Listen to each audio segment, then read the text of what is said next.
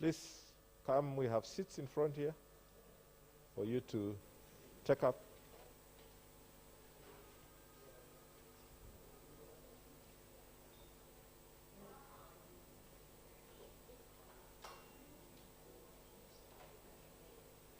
We have a very tight program to cover today, so we really need to be conscious with time.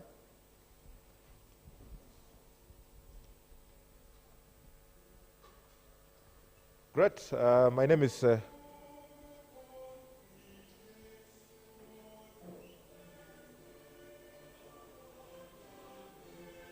thank you very much. Please hold it up. Hold it up. Thank you. Shall we all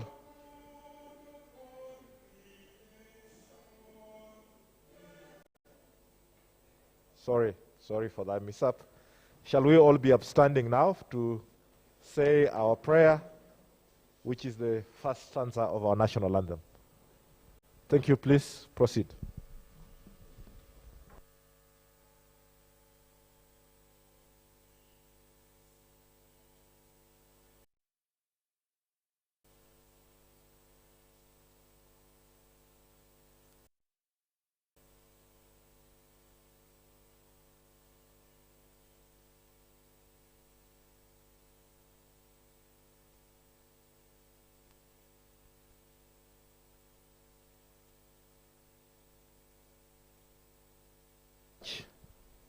Let's take our seats. Thank you for making time and arriving in good time to participate in this very important discussion, courtesy of the Kofi Annan Foundation, the Center for Multi-Party Democracy, Baraza Media Lab for hosting us, and the United Nations Democracy Fund for supporting this particular activity. My name is Franklin Mkwaya. I serve at the Center for Multi-Party Democracy. I will be wearing different hats today and tomorrow, so please bear with my face. I know we are going to have a very serious discussion on serious issues, but that doesn't warrant our serious faces as well. So please, can we smile beneath our masks? Thank you. Great. I would like to quickly invite my good friend, Maurice Otieno, who is the Executive Director of Baraza Media Lab, to give us some announcements and important information that you should know as we stay here and he hosts us for the next 1.5 days. Welcome, Maurice, and please speak to us. Thank you.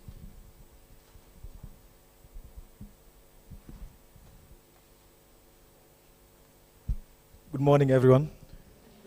Good morning, everyone.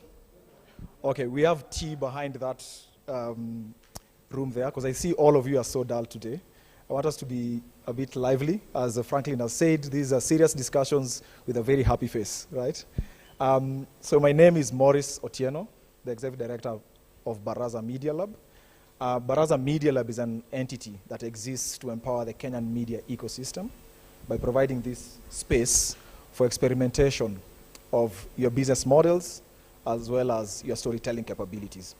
But more importantly, is to offer this space for collaboration between different organizations, so media as well as civil society. So we are so happy today to have and to host Kofi Annan and CMD today here for these very important conversations. My other work that was cut out for me today was to tell you a little bit of housekeeping rules. I can see most of you have adhered to the masks, which is good because of the current situation we are in. Also the social distancing. If you do want to eat or bite and keep the energies up, behind the phone booths, there's a station there where you can refill and get a bit more energy. I've just happened to mention the phone booth, so in between the event, if you want to pick a phone call, please don't rush outside. I know sometimes the calls are very important, you can't wait. There's a phone booth behind there that you can just walk in and use. If you want to relieve yourself or help yourself, you have to go outside. On the left side, that's where the gents are. On the right side, that's where the ladies are, okay? So we look forward to listening and hearing a lot from you guys, and hopefully collaborating with all of you going forward. Thank you so much. Honestly, you can't even thank the host. All right? So other than wearing a smile, please also be appreciative of the participants and the panelists and moderators. Good, this is a hybrid event, so we will also be having panelists joining us online. We will have also speakers joining us online. And at this time, I want to invite Corinne Momal from the Kofi Annan Foundation to speak to us and welcome us formally as partners to this event so that we can then be able to get started. Over to you, Corinne.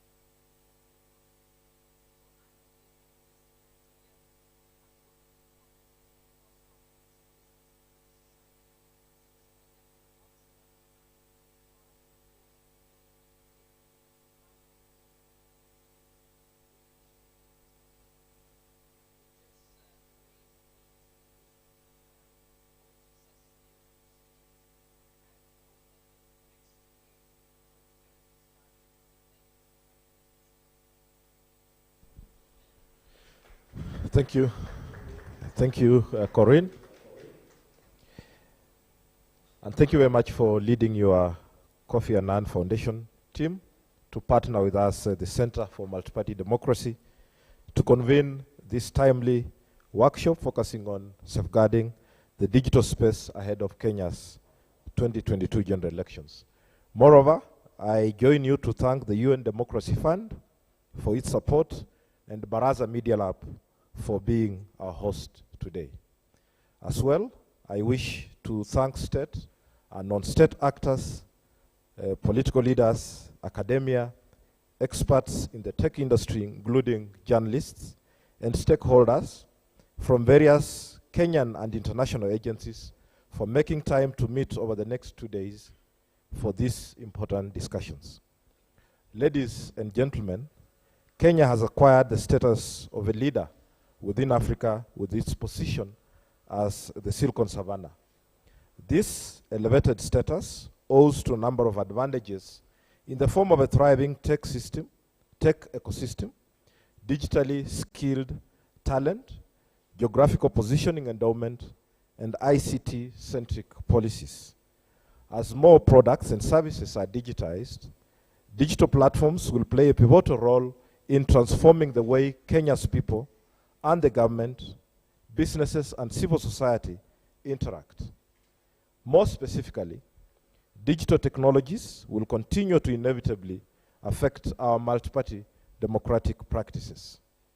As we have already begun to experience, digital technologies enhance people's engagement on issues and decisions and promote human rights, thereby making government institutions stronger and more responsive.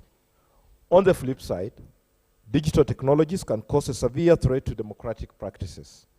In a country like ours, where we have a nascent democracy, coupled with a thriving tech ecosystem, we must find ways to make technology work for and not against democracy. To aptly emphasize the timeliness and urgency of our deliberations today and tomorrow, I wish to draw our attention to the most recent development. Only last week, the government of Kenya announced the appointment of the National Computer and Cyber Crimes Coordination Committee. The committee is set up under the Computer Misuse and Cyber Crimes Act 2018 to perform a variety of functions, including to receive and act on reports relating to cyber crimes, to provide advice on computer and cyber crimes to the National Security Council, and to develop a framework for training on prevention, detection, and mitigation of computer and cyber crimes. As the committee exercises its mandate, we have to remain vigilant to ensure particularly the issue of freedom of expression is not curtailed, especially in view of the upcoming general elections. Freedom of expression, as we know, is a basic tenet in a democracy, and it reinforces other rights, such as ensuring citizens freely access to information, peacefully protest, and hold their governments accountable. As part of our deliberations, therefore, we have to emphasize the importance of sustained dialogue with stakeholders. The dialogue should focus on striking a balance between limitations of freedom of expression online and safeguarding freedom of expression as guided by Articles 33, 34, 35 of the Constitution and relevant international instruments. I am confident that the program we have prepared for ourselves offers us sufficient opportunities to deliberate on this and a range of other relevant issues. Finally, I would like to emphasize that technology has joined money as the foremost discriminators in our politics. And we have to look at these issues and converse so that we can apply it in a way that we use technology to advance and not strangle our fledgling multi-party democracy. With those welcome remarks from Corinne and the introductory remarks that I've given you, I'd want to draw your attention as well here, participants online as well, on a pre-survey that we handling. There's a link, if you're joining us virtually, there's a link in the chat, or you can also be able to access a QR code so that you can take some time on your cell phone to be able to complete this pre-survey to help as part of our own evaluation and as we continue to sustain the dialogue. I want to thank you very much for keeping time as well and listening to us, and for the panelists that have joined us online, and the moderator whom I will introduce shortly, and the panel discussion that we will begin with right away. And the panel will focus on the question whether we'll focus on the topic on the elections in the digital age, looking at emerging opportunities and new threats for Kenya's elections in 2022.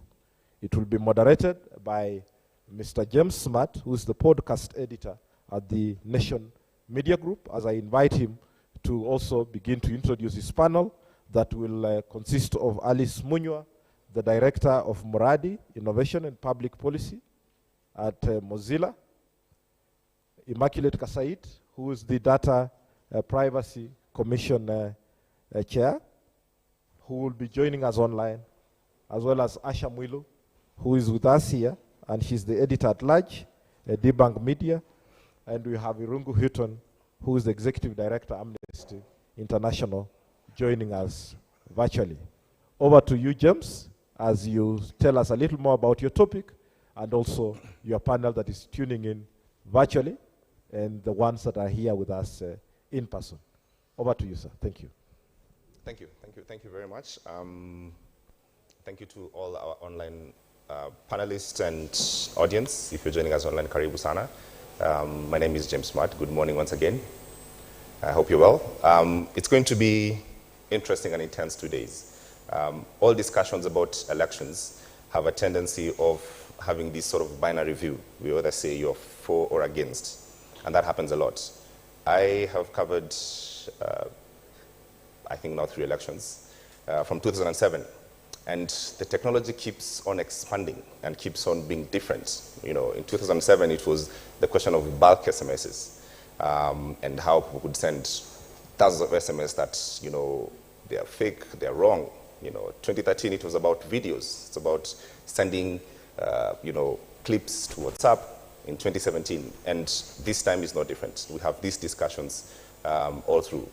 I want to bring in my panel now as we make these introductory remarks. Allow me to introduce Asha Mwilu, who's from Debunk Media. Asha, karibu to Also online, we're joined by Irungu Houghton, who's Amnesty International, from Amnesty International Kenya.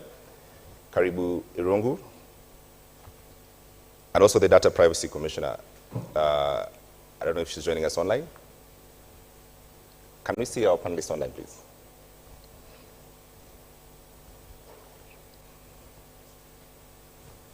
Okay, great. So, great. So the thing that I want us to focus on is, I think, three things. One is what has been captured by the two introductory remarks. And for the importance for us to sort of talk about the threats that we're experiencing currently, and then quickly transition to the opportunities on what we can do, okay? And the first challenge that I really want us to sort of get on, because that is the first thing that happens in every election, is the question of what online actually allows all of us to do. And that's the question of hate speech, right? And we have, at the moment, experiencing all manner of clips that come from different campaigns. I don't know if you've seen them.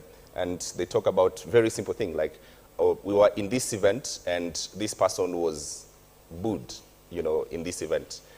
If you look at the entire clip, for instance, that is not true, And when the media doesn't cover this point of view of this person wasn't booed, as that is the story, then the media is sort of constructed as being fake news. I want to start with you, Asha, because you're here. On the question of just how we frame hate speech and the ability of people being in spaces and able to record clips and send them and they go viral, all right? Talk to us about what you see first in this election as a new thing that has come up, but also the fact that this is not really new, that we've experienced it, and we just don't know how to deal with it. Yeah, I think the minute you've mentioned the issue of clips from rallies, I remember before I got into investigative journalism and special reports, I was a political reporter, so I covered a lot of political rallies, followed politicians around as they were campaigning, especially closer to elections. And the way media was set up, I'm saying was because a lot of things have changed, there was a layer of credibility, fact-checking, the way traditional newsrooms are set up. So as you get into the studio as a political reporter, you have to account to, you have to account for the footage that you have. Yeah. So whenever you would see exaggerated clips So whenever you'd see exaggerated clips online of political rallies, there would always be someone that can be, singled out. Yeah. Where did you get this clip from? And there are incidences where political actors would complain that, hey, we've seen a crowd from this political rally that was not from that rally. Some reporter was paid or an editor was paid to sort of like exaggerate the crowds. It was easier to manage it. But when you look at what's happening online, things are moving so quickly, right? So first and foremost, and I think you and I have spoken about this, let's start with just the presidential aspirants that we have. Political camps have machinery for communication.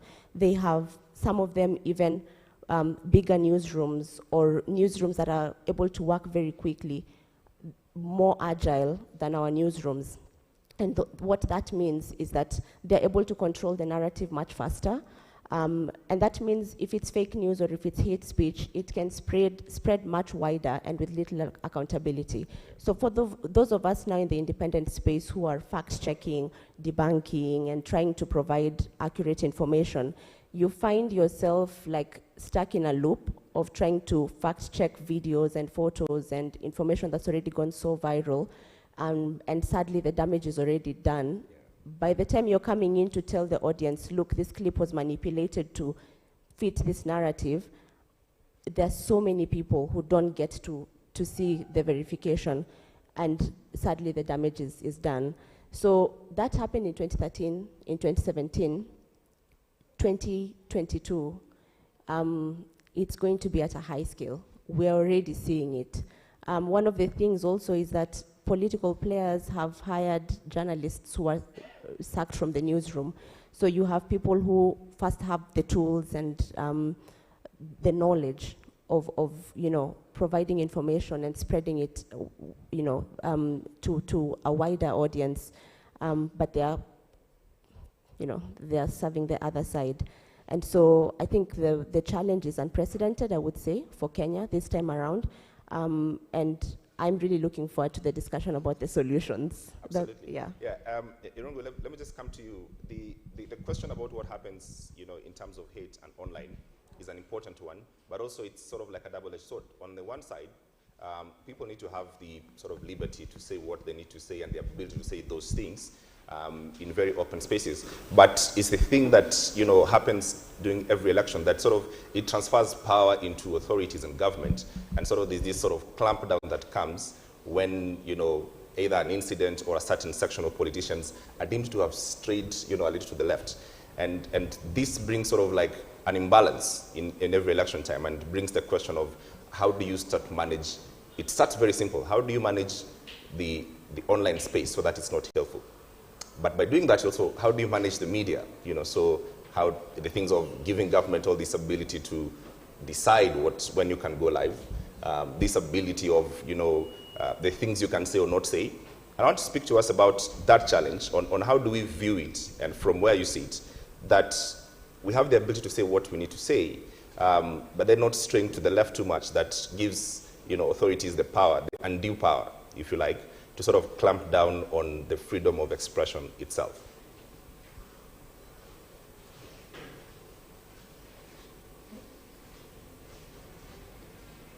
I don't know if Irungu can hear me.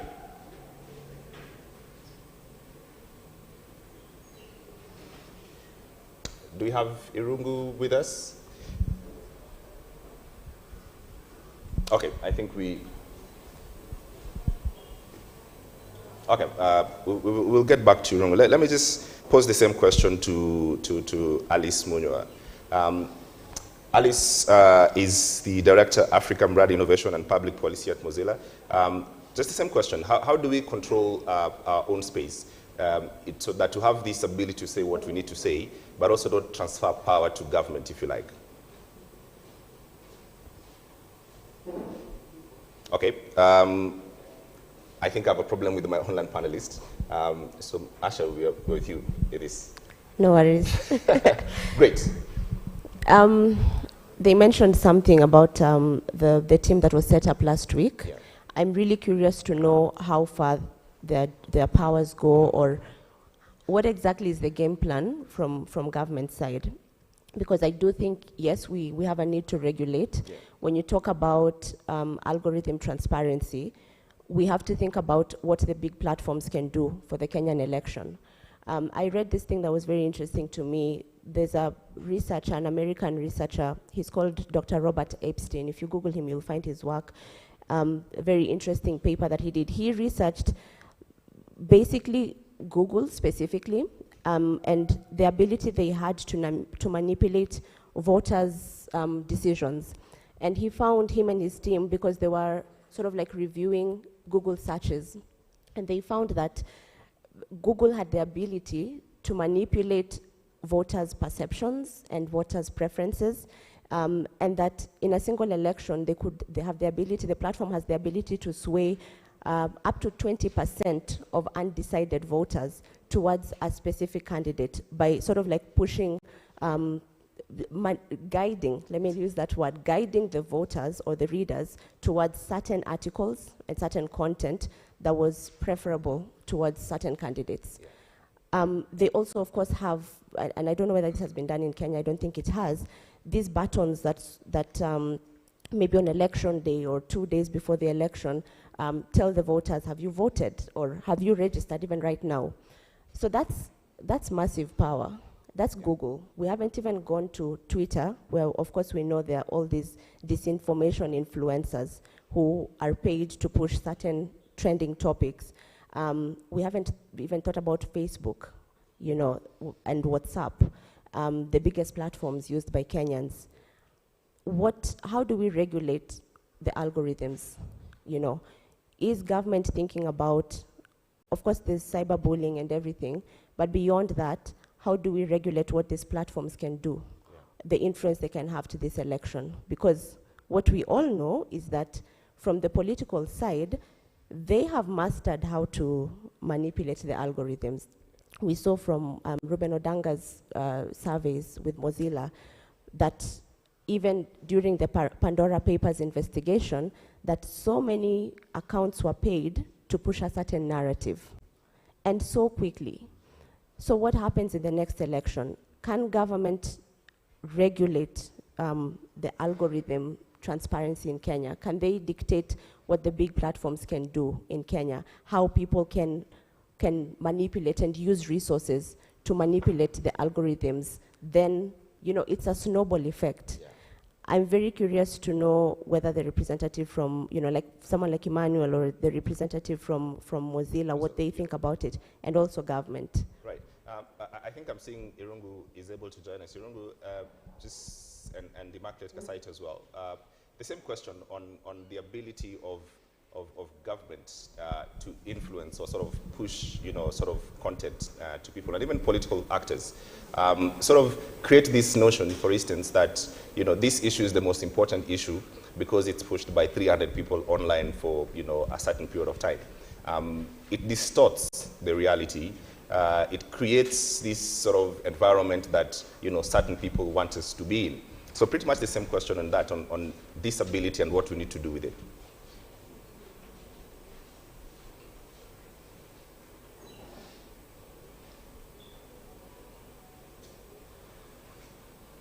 Yes, please go ahead now. Would you like to unmute?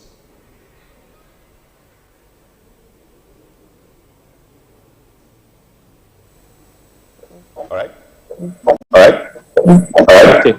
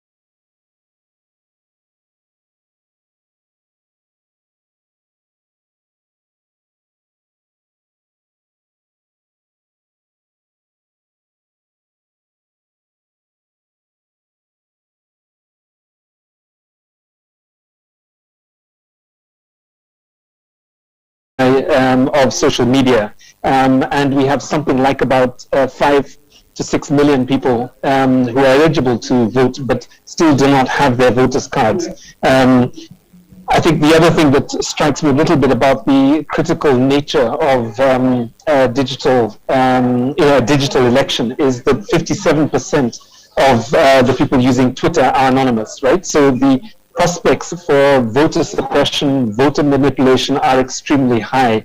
And the last point, which comes more directly to the question you've asked, increasingly I have argued with many government people the obvious, which is that government is not governance, right? And the attempt by government to dominate, to monopolize, to criminalize freedom of expression ultimately is unable to create the society that is really a match for the national values of our country. So I think, besides the algorithm and transparency issue, I think we have to think about how do we create very powerfully additional voices who can interrupt the negativity, who can interrupt the disinformation, who can interrupt excitement. And I don't think the only thing we can do is to censor and to criminalize. I think the thing that is really critical for us is actually how do you create new narratives on the net. So I'll stop there. And thanks, James. I should also just mention that I had said to the organizers that unfortunately, as a result of Professor Nadwa, who has been abducted and has disappeared, I will have to leave at 11 o'clock to do a press conference to update the country on his situation. So I will leave it at about 11 o'clock. But I do hope to join this conference in the course of the next couple of hours or a couple of... Thank you, and thanks for having us go on for that important work. Thank you very much for your thoughts. I've also seen that the Data Protection Commissioner is with us, Immaculate Kasait. I don't know if I can just go straight to her. And this is pretty much a very new role, and the question that we always have in every election is government demanding data of people that either bloggers or people who are thought to be the ones who are straying to social media site, Facebook, Twitter, and that sort of thing, and we see these things happening all the time. Straight question to you, is that going to happen this time? What is the security that you have? And if you could just very briefly explain your role in this election, because it's a very new position. Could you just do that?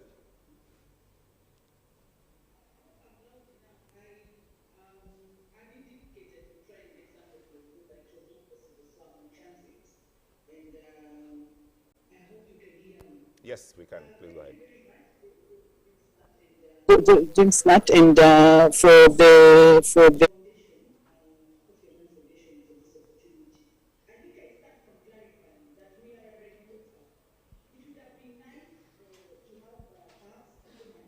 perhaps people mandated with issues around election, because they are the ones really responsible for making sure that there is a free election like IEBC on this forum. I cannot speak for them, therefore. I will just clarify in terms of what the mandate of the Data Commissioner is in as far as elections is concerned.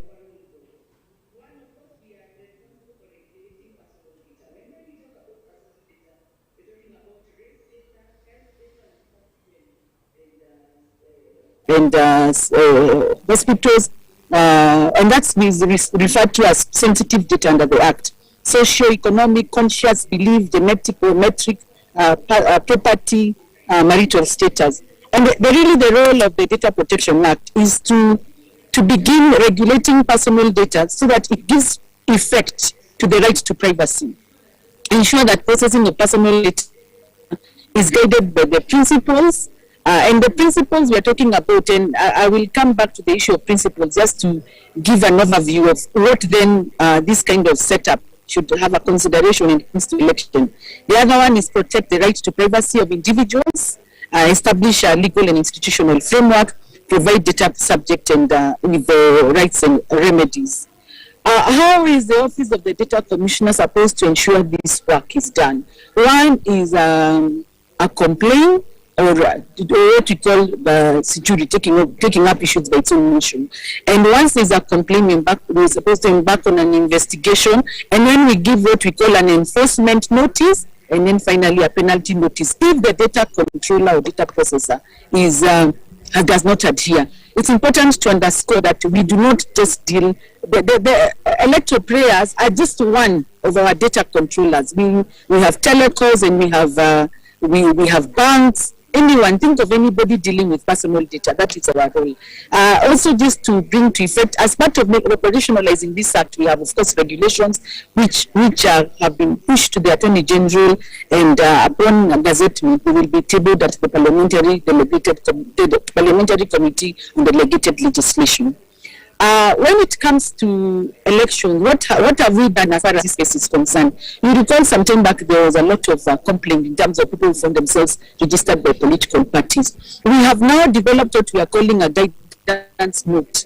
And basically, the guidance note, the guidance note for electoral purposes, which is available on our website. And the guidance note basically applies to the Electoral Commission, ODPC, ORPP, political parties, observers, and civil society organization, faith-based organization, volunteer organization.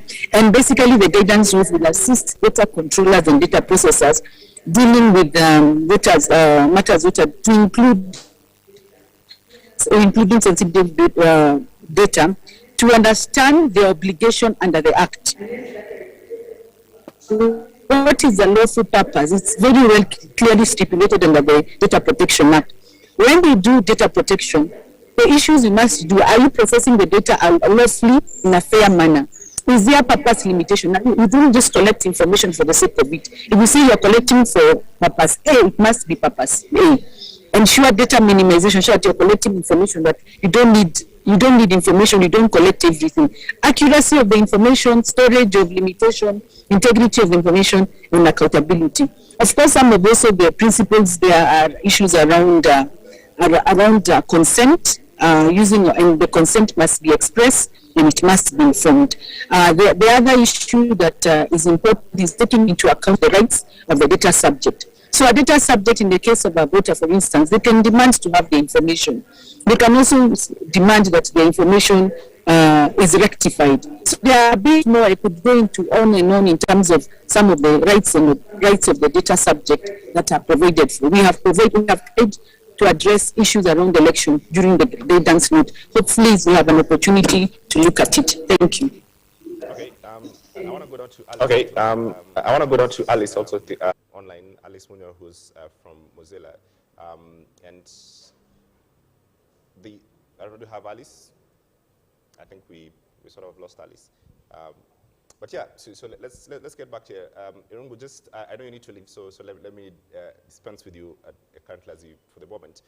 We've had from the last people were supposed to sort of control the elections, and the sort of all government bodies that were supposed to control elections. We've had severally for maybe a month or so repeating almost the same thing, that we will not switch off the internet.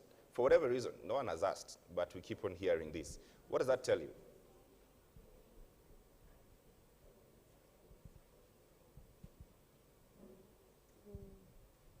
Please unmute.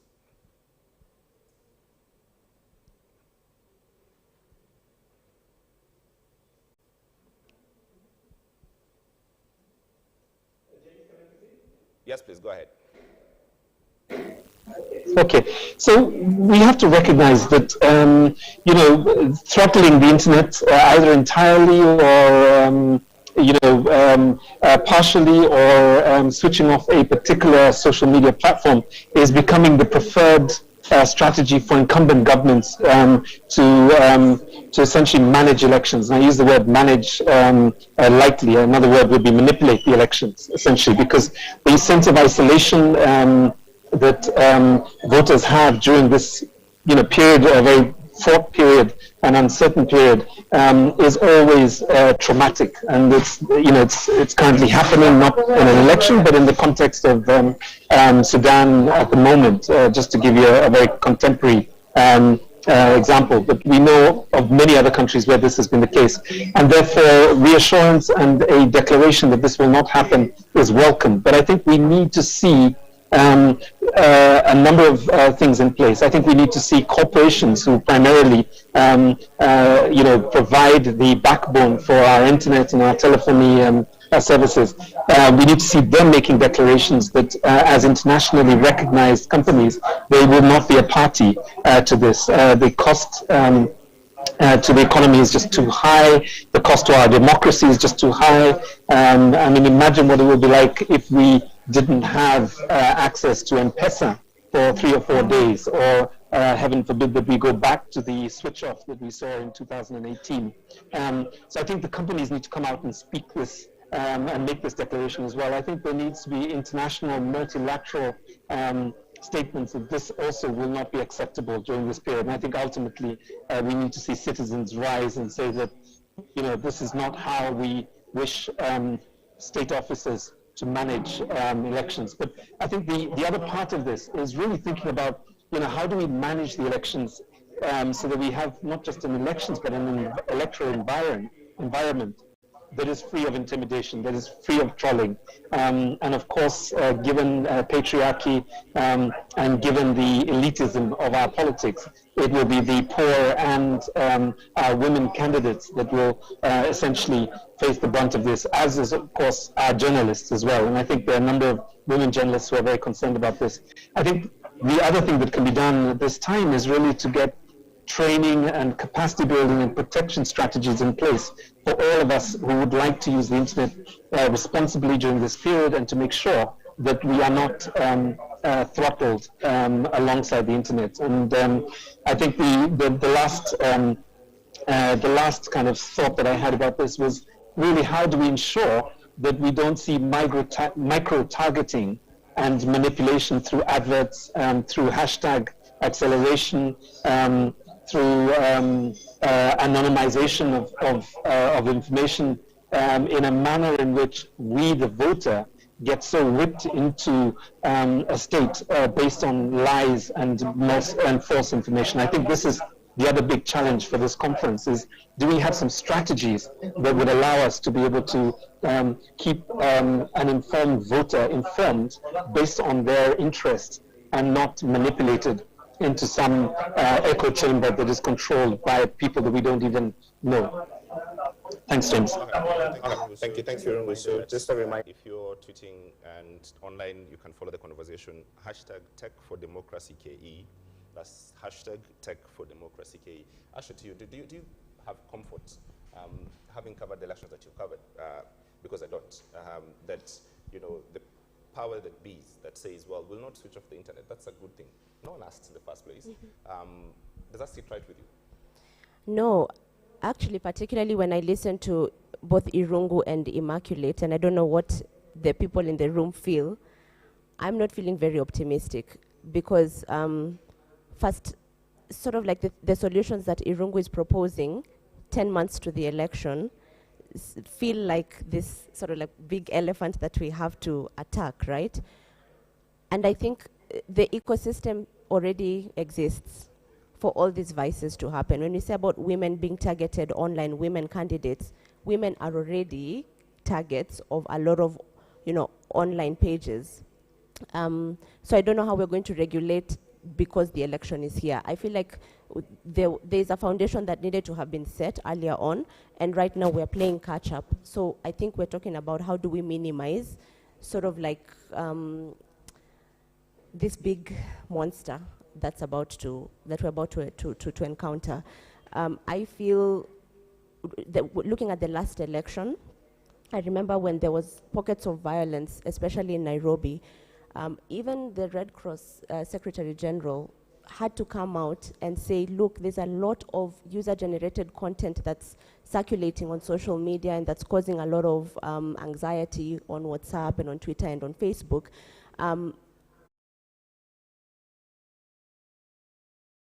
Right?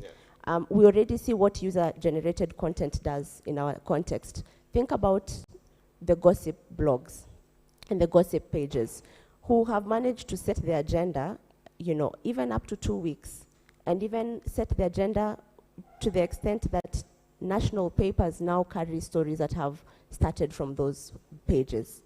Have we thought about what user-generated content, for instance, and those gossip pages can do in the context of like an election that is sort of like going out of control? Possibilities.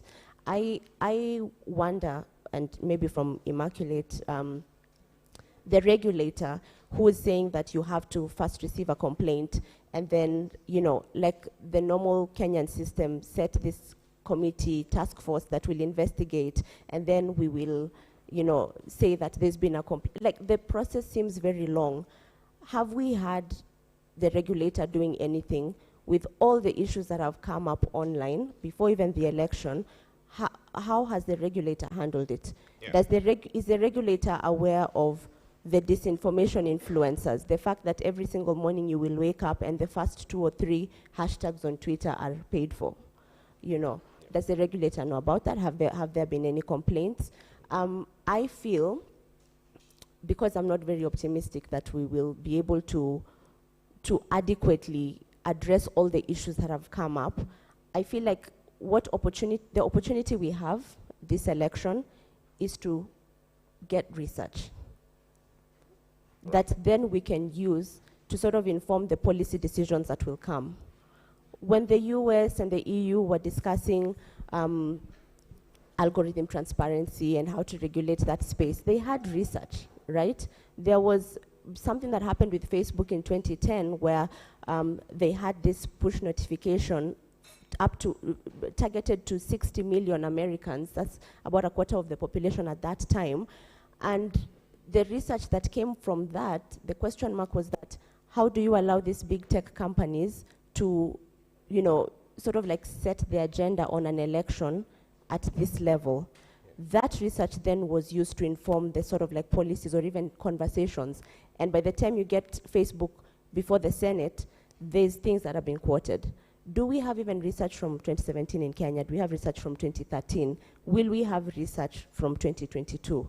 I feel like that's one opportunity, at least to start coming up with solutions. Yeah. But I'd really like to hear from the regulator about... Yes, regulator, straight. I want to get to the solutions, Immaculate side. So straight questions of what have you been able to do so far with being in office as a regulator, and the proactiveness, really. That's what we're looking for.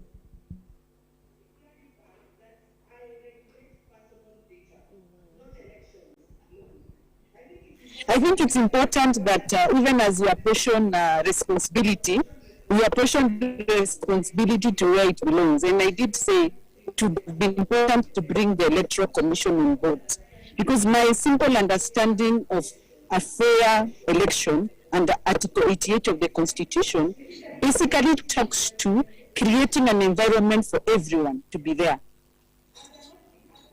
As an office, I have said what we have done is to provide a guidance note. And we don't just speak to, let's talk about personal data. Personal data that affects beyond elections, it also affects telecalls. And I have gone back to saying, what have we done? We have provided a guidance note to people working in that space. It matters election, require, I would have hoped the collaboration, it's not one size fits all. It's something that touches on other organizations, those that deal with regulate communication, those that regulate violence, those that regulate women's rights, those that regulate. Perhaps it's because I am. I agreed to come to this forum because then it becomes, then I take on some of the concerns that are being raised. I may not be able to. And that's why I go back to my concern. I said we have provided what we are calling a guidance note. And I did say our mandate doesn't stop when it comes to just issues of expecting a complaint. Our mandate also requires us to take on board when we want to actually conduct an investigation. On the guidance note, the principles I have highlighted to in terms of what is expected of personal data. Personal data I have said about the legal obligation, the public task, the legitimate interest, the consent. I believe that this forum, therefore, is also an opportunity that we are findings from this meeting. We'll also inform the Electoral Commission, the registrar of political parties, in terms of how then they will be able to help in terms of creating a fair playing ground for that space. And what Ibungu has said, other institutions that also are playing in terms of communication. Our work, I reiterate as a data commissioner, is to look at personal data, which goes beyond that scope of just elections data. Okay, thanks. Thanks. Let me get some questions from my audience first here as we transition to sort of the solutions. Do you have concerns, questions here as we wind this down? Yes, please.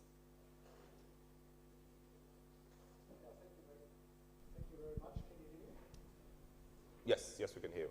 Just go ahead. There's a microphone. Thank you very much. Yeah. My name is Fabian Lange from the Kofi Annan Foundation. I would like to ask a question about the targeting of women and women activists, politicians and journalists through social media. So the weaponization of social media that's targeted at women specifically, and wanted to ask how women candidates and journalists and activists can use social media to engage in elections more effectively, and how they can also be protected in a better way. Thank you very much. Okay, could I just get 2-3 questions so that I come around here? Okay, yes, please, just to the right. Hi, good morning. My name is Simon with ELOG.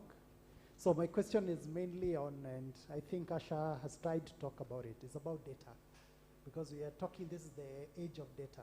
And you find that we don't have research. For example, right now, the penetration of WhatsApp is very high. So we can always get a message goes viral in a moment, a small video, and sometimes you find a video is usually taken in a very short way that now gives you a negative thought. So I think this is one of the things that we need to think about. And we can also think about the political parties, because every morning you wake up, you will find a hashtag targeting especially the top 2 presidential candidates. There's always a hashtag. So thinking about the mitigation measures. And I think that is one thing which is very important, and we need to think about it. Even if the data commissioner says it's more about personal data, so I also think about that political issue needs to come up. Absolutely. Let me go to the online audience. I've seen someone has raised their hand.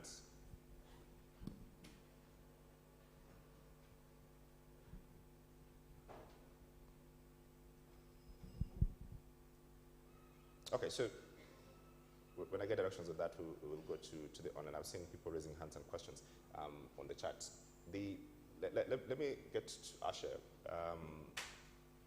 The question about safety and targeting of women and journalists and members of civil society activists, it's an important question that keeps coming back because it's easy for one to be sort of targeted, and you see all these hashtags or a group of accounts online that would target, say, an activist for whatever reason. It's something that keeps happening. How do we first look at it to frame it properly? But what do you think needs to happen, even as we speak from what the data commissioner about collaboration, right? How do we need to look at this, and what do we need to do to fix this? Okay, I don't know if I have the solution to that, but I'll take the question about women. In the last election, I was working for KTN at the time, and I worked on this documentary where I followed 6 women on the campaign trail. Honorable Martha Karua was one of them, Honorable Lesuda, Millie Odhiambo. So I followed like 6 of them just to look at the challenges that they face on the campaign trail. And at that time, of course, there was debate about the harassment, the violence, people going very personal with them. Yeah. And one thing that we observed while filming this documentary is that political parties, first and foremost, do not support women. Even the ones who, are very vocal or are very supportive towards like the flag bearers. Political parties basically do not fund campaigns of women, and they're left to their own devices. So that's one of the first challenges that we noticed. And I think it's the same. When you look at even the online machinery, you'll find that it's very skewed against women when it comes to, trying to campaign online, trying to build pages, trying to build teams. Sorry, the microphone has gone off. Yeah, okay, I've got it back. So trying to build teams around women politicians. And so it becomes easier for them to be targeted. Yeah. And I think it's amplified more. Also because of how our society is shaped, it's the, negative messaging against women is amplified more because even our media, for instance, it doesn't really understand how to cover women well. And I think that's what we need is just resources. more resources around women politicians. You saw that men also are getting targeted. I mean, Dr. Muhisa Kitui, you saw what happened to him, for instance. It's going to be more widespread when it comes to women, when it comes to activists. So it's all about how do we ensure that first women politicians have the tools to protect themselves online, have the tools to ensure that they can also, for them, they can set the narrative on their campaigns, on their manifestos, on their ideas. And so I think it's a matter of resources. Just like it was on the campaign trail, the women didn't have enough resources to campaign, they didn't have enough resources to mobilize bigger teams around them. So even online, that's one of, I think, one of the solutions perhaps that I see for that problem. Yeah. I see Honorable Martha Karua is, on this call. I know she has a panel in the afternoon, but if I could, and if she's here, Martha, there's a question about women getting targeted. And from where I sit, I don't think there is a politician who's more experienced, not just on the national platform, but on the ground level, on how sort of the micro-targeting and the targeting of women, targeting of politicians than you. And that happens all the time. Even to date, we've seen hashtags about you. And the question for you is this: as we try to look for solutions on what exactly needs to happen, in terms of clamping down, this is unnecessary hate, if you like. From where you sit, what would be the solution that you would say needs to happen for us to have an environment where politicians, activists, journalists can do what they need to do without unnecessary hate?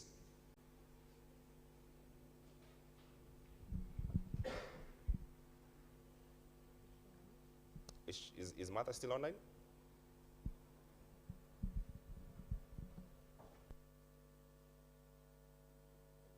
Okay, once we get back. So, just as we went on this panel, the final question and the final sort of thing to think about is the question of the technologies. And from 2013, when Cambridge Analytica showed up, while we know very clearly that Cambridge was eventually found out internationally and quote unquote decommissioned, they still had a fantastic infrastructure in this country. There were close to 6 production houses that were put together specifically to cover this election in 2013. And they were extremely active in 2017 and even multiplied, if you like. They're still there in 2022. You can still see their traces. So while we talk about how Cambridge is decommissioned, in Kenya the infrastructure is still solid and still strong. Asha, as we wind down, the question is this. It appears the political class and people who are involved in political technologies are not only more experienced, but with more resources than the people on this other side. The journalists, the newsrooms, the activists, and everyone else who wants the good. How do we balance this out? I think, to begin with, probably training.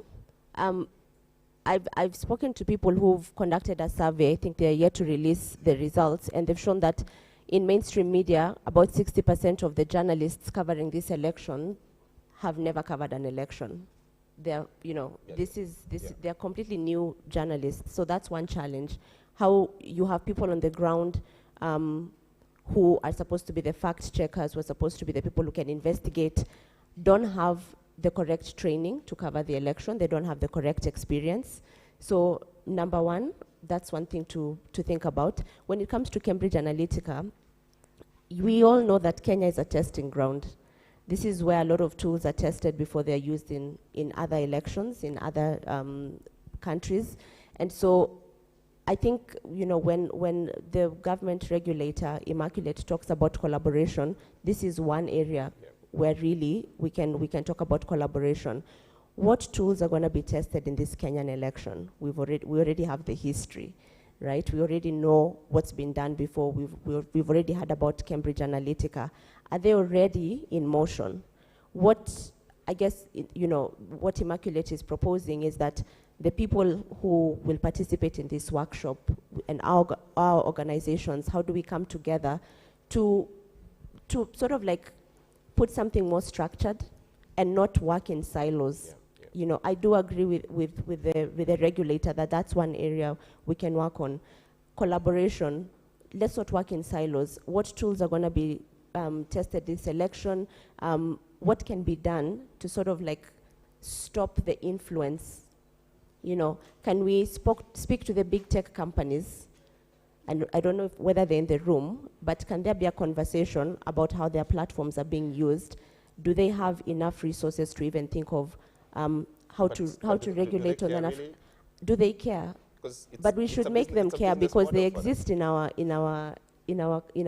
ecosystem, you know.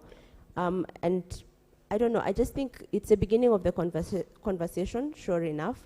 But I do feel that we're dealing with something that's it's already so convoluted that whatever solutions you come up with now feels like you're just playing catch up. So I think putting them on the spot and making the big tech companies accountable for already what's happening for the stage that's been set could be a good starting point. Okay, I want to thank you all for your attentiveness. Thank you very much for online and my panelists who've tried so hard to make it online in spite of the challenges here and there. We really appreciate that. Appreciate your attentiveness. And Asha, thank you very much for your thoughts. This has been the first panel. My friend and colleague Janet Mbugua from Interagency Foundation comes absolutely after this, after a very short break. And she'll be handling how should social media be regulated to strengthen rather than undermine electoral integrity. So sort of like a continuation of this, but in a more granular way. So thank you very much. We're still on this. It's the first panel, it's the beginning. Franklin? James, please appreciate James and Asha. Thank you very much for the wonderful conversation. It's time for a quick health break. Then we come back to the next panel that I think we have the moderator already with us and the full panel. So please, let's take another 15 minutes to just have a health break so that when we come back, we're comfortable enough to sit through the next hour of conversation. I believe there's still some coffee and tea right behind there. Please feel free to grab one cup and come back so that we can start exactly at 11:20. In the meantime, I'll request that we all come here for a photo opportunity, quick one, then we can take our break. So please, camera guys, you can be able to organize us very fast. I think the tall ones behind, the short ones in front, that would be nice. But if you sufficiently short and you want to be uplifted, please feel free to take on the stair that is right here. Please, can we come here for a good opportunity? All of us, please.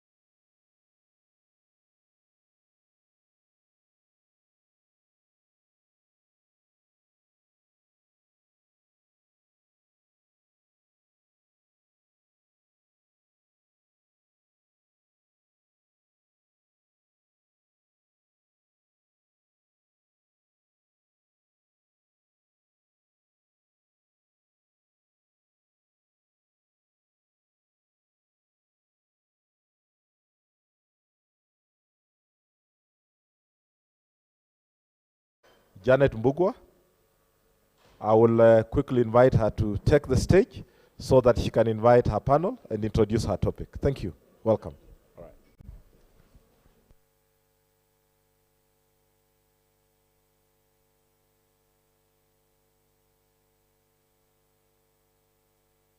Thank you. Hi, good morning, everyone. I think it's still morning, 11:30.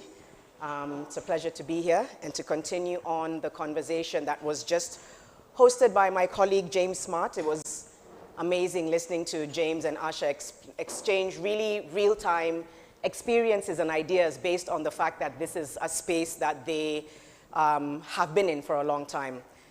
And so I'm Janet Mbugua, as Franklin has said. I'm a media person, founder of Inua Dada Foundation, and I'm also in the digital space. So let's try and navigate how best we can regulate these spaces, especially ahead of a massive transition that the country is going to be experiencing soon. I would now like to invite my panelists. One is online and the rest are here with me physically, so I'll invite the physical ones first. We have Joseph Nzano. Joseph Nzano is with the Communications Authority of Kenya. If he can begin to make his way onto the platform, I can see him coming. And then we have in place of, from the DPP's office, we have Lillian Obuo, who is the Chief of Staff from the DPP's office, and she'll talk a little bit about the sort of like the prosecution around these cases. So if Lillian can also make her way to the front, to the panel with me. And Wycliffe Mwatu, National Cohesion and Integration Commission, NCIC, if you can also just make your way to the panel. And as they settle down, we have streaming in Ken Ogutu, researcher on criminal justice, governance, and rule of law. He'll be joining us as well from the screen. And as mentioned, this panel is about how should social media be regulated to strengthen rather than undermine electoral integrity. And you know, as we've just learned, we're dealing with a different, more disruptive element of how the elections can be influenced. I think James highlighted it pretty well, dating back from the 2007 general election, which I was also a part of. I was a news anchor and reporter at the time, and then going forward to 2013 and 2017, and just seeing how much it's evolved, not just here, but globally. We've seen what these digital spaces have been able to do in terms of influencing an election outcome, to the point where now there's policies and regulations that are in place just to stifle a lot of what could be, what could really get dangerous. We need to try and find ways to regulate the vitriol and regulate the influence, because people's lives are affected real time. And I'm a social justice person, so I'm always going back to how does this affect people's lives? And so with that, we'll have a discussion before we open the floor to questions and online as well. We thank our online audience for streaming in. The hashtag is Tech for Kenya, I believe KE, Tech for Democracy KE. Tech for Democracy KE is the hashtag, and it's pretty self-explanatory. It's talking about how we can use the digital space to influence democracy in the country.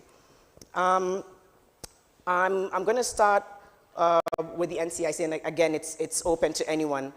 But Cambridge Analytica, a political consulting firm, was accused of using improperly acquired personal data from Facebook to engage in political micro-targeting in 2017 elections. Since then, Kenya has made attempts at regulating online speech and the use of personal data, enacting the Computer Misuse and Cybercrimes Act in 2018, which we'll learn more about the status of that shortly, and a much younger Data Protection Act in 2019. And we heard about those previously. We heard about some of these, but I think now we need to move to how effective they are really. Like, have these laws been effective in controlling any spread of hate speech? And I think I'll start with you, Wycliffe, to speak to whether that has played any part in being effective on the issues around vitriol. Good morning, everyone. I think you can remove your mask for the panel if you're comfortable with that. Yeah. Thank you. Good morning once more. Yes, I'm Wycliffe, as Janet has said. Well, in terms of these policies, in these laws, in these acts, in terms of how effective are they? Now the question I'll pose to you is, do we understand these acts? Yes, they are there. But effectiveness, they are there. But what we need to do, because we have the Cyber Law Act, we have NCIC Act, which will prevent most of the politicians to stop hatred messages and so on. But how are we using them? They are there. The way only we need to do is to do a bit of capacity building.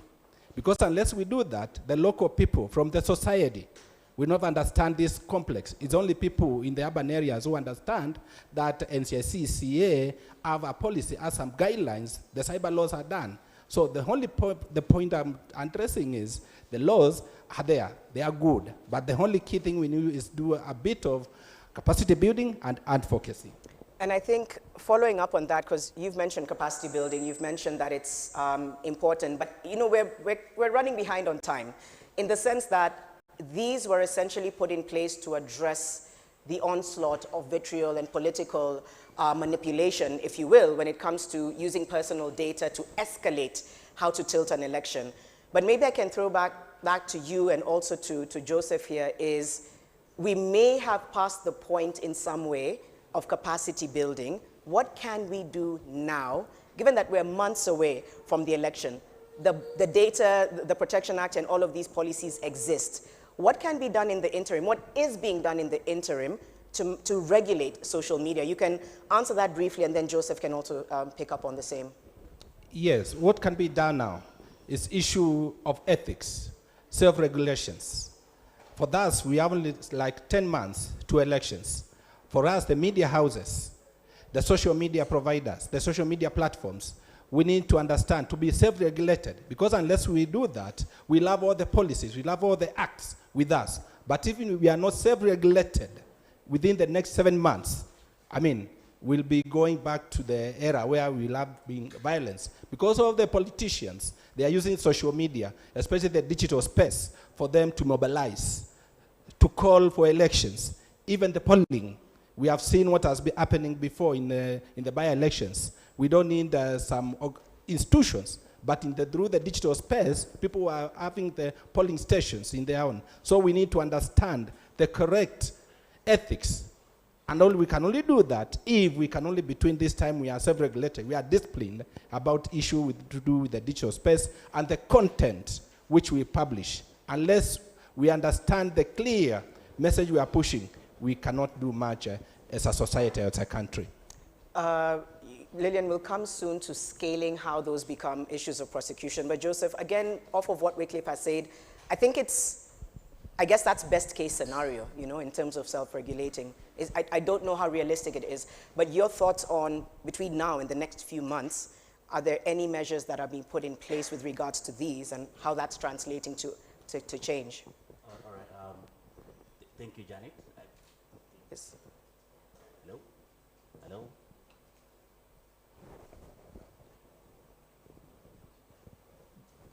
Hello? Can you hear me?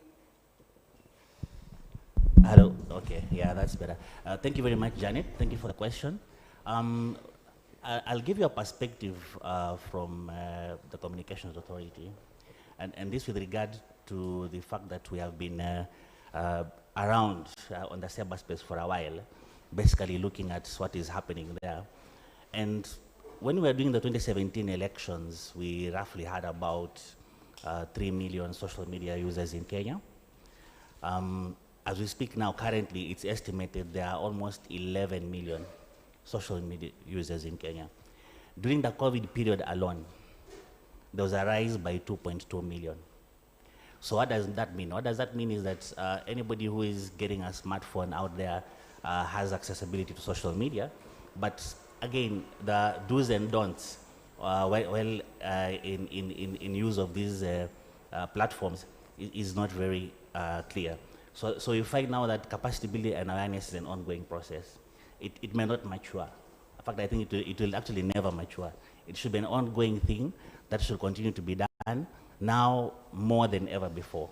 So it should be more of a collaborative effort where we have different agencies, service providers, the media, anybody who is in the cyberspace to try and educate and inform each other that whatever you actually post in the cyberspace, whatever you type and click and post, can have either a very negative effect or a very positive effect, especially as we head towards the general elections. With regard to your question on how we are doing now, what is doing in preparations, a lot of collaboration is happening, mostly from the government ends and also from the various service providers. And this should continue. It has not matured yet. We need to have more on board. I'm glad that we have this session here today. That's why the authority, we thought it very important to put it on top of the agenda to come and participate in this event, because this is part of the awareness creation efforts that we have. So the more we collaborate, the more we work on it together, the more we play each role in the process, it's when we can be more and more prepared. So we cannot rely, let's say, on CIA alone or NCIC alone or maybe the government to safeguard the internet space. The internet space is dynamic, it's growing. Every day you have new technologies coming in. Today we have WhatsApp, tomorrow we have, I think, Signal. The next day, Facebook has moved to Meta. The next day, you know, it's so dynamic, things are changing. We have the open internet, and also we have the darknet, all right? So these players are also in the darknet, they're also in the open media. So these are all things that we need to make ourselves aware of where the dangers are. And by identifying where the dangers are, then we take the necessary precautions to protect ourselves against them. I'll come back to you about regulation shortly, because this is an ongoing daily occurrence of unregulated matters being brought out to the public eye. And again, as the previous panel mentioned, setting the agenda on national news, which in itself is something that needs to be looked at. And you know, when it comes to you, Lillian, it's about prosecution, and maybe we may have jumped the gun somewhat, because I still want to hear a little bit more about the regulatory process and what's being done on a day-to-day to ensure that we don't have misinformation widespread leading up to the elections. When it comes to the prosecution, the prosecution office, how have you managed to navigate with other agencies? Because as Joseph mentioned, it's kind of like a multi-agency and stakeholder approach. How have you managed to use what has come to your attention to prosecute effectively? Because I think once the public sees prosecutions happening real time and regularly, it gives the impetus that something is being done to address it. How can you speak to the prosecution process and the success of it as well? Yeah, try this. Thank you so much, Janet, and thank you, Kofi Annan Foundation, for inviting the Office of the DPP to be here. The DPP would have loved to be here, but due to some emergency, he was not able to. So I'll try as much as I can to be able to represent what was intended to present here. So thank you again for putting us in a panel of different agencies, and this is really important. And so I'll start with the importance of interagency cooperation, which I'm already seeing here. For us to be able to tackle the issues of elections, we must, and I'm using the word must, I hope it's in capital, we must cooperate, collaborate, and coordinate with each other, not only as government agencies, but also with non-state actors, because the elections affects everybody, and it basically determines what the sort of life that we can live as Kenyans, and what our constitutions makes us to aspire for.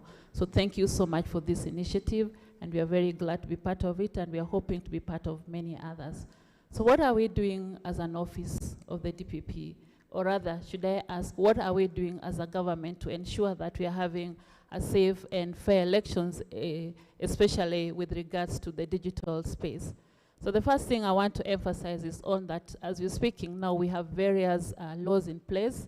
We have the old one, the penal code, that speaks to elections in terms of incitement.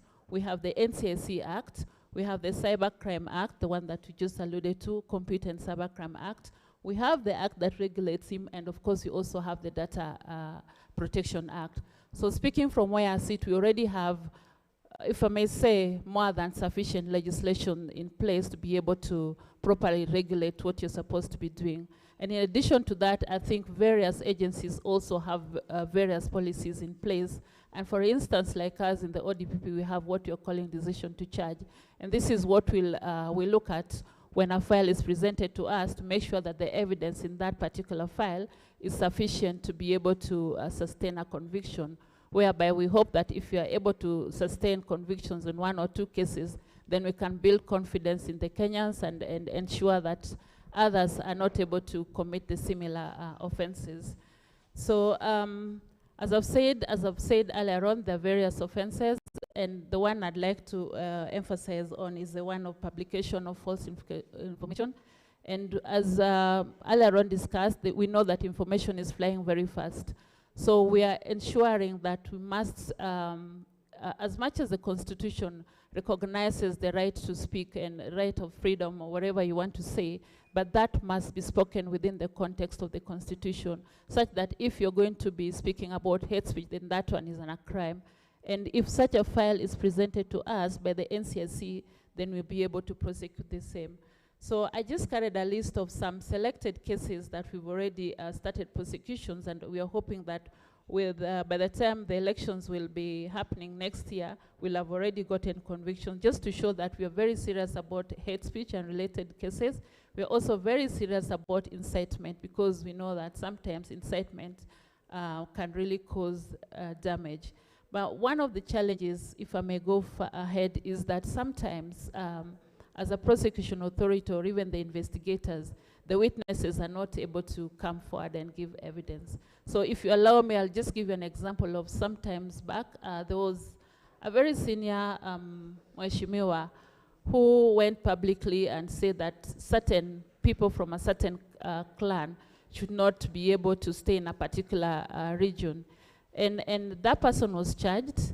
And we proceeded on well, but towards the end, I don't know whether some of you remembers when somebody say, Wamasai wote watoke Kayole. And that was captured, I think NTV captured it, and it was all over. But can you imagine, to our disappointment, the person who was able to record that information, the original information, was not able to come forth and give evidence. So we are saying that as much as the prosecution authority is able and willing to prosecute, then we must also have the witnesses who are able to come forward and give evidence, such that if somebody threatens anyone, then that person is able to be prosecuted to logical conclusion. Thank you. Thank you. I think sometimes that also speaks to concerns around witness protection, because it's a real concern, you know. A lot of us would want to report certain issues, and so I think there's a system that needs to be synergized, where even people who want to report, they have a sense that there's the witness protection element.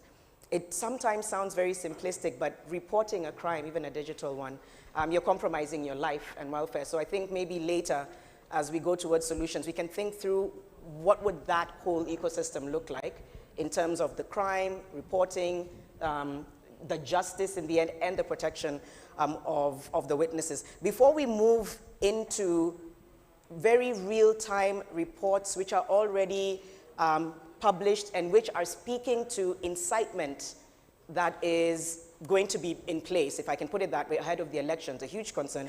Before I move to that, I'd like to bring Ken in.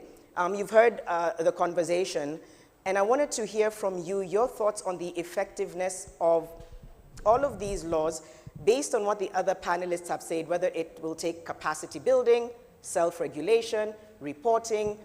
Do you get the sense that this is going to be a factor in addressing social media and regulating it, or do you feel that there's something else we're missing in terms of how we can begin to regulate social media ahead of the elections?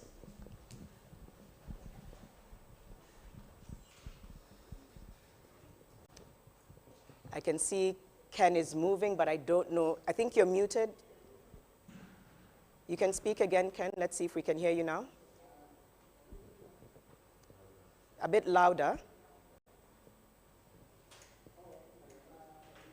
Everyone, thank you, Janet, for having me. I also want to convey apologies from the Chief Registrar of the Judiciary, who was invited. Sorry to interrupt you, Ken. I don't know if it's on Ken's side or on ours. If we can try and see how best to get the audio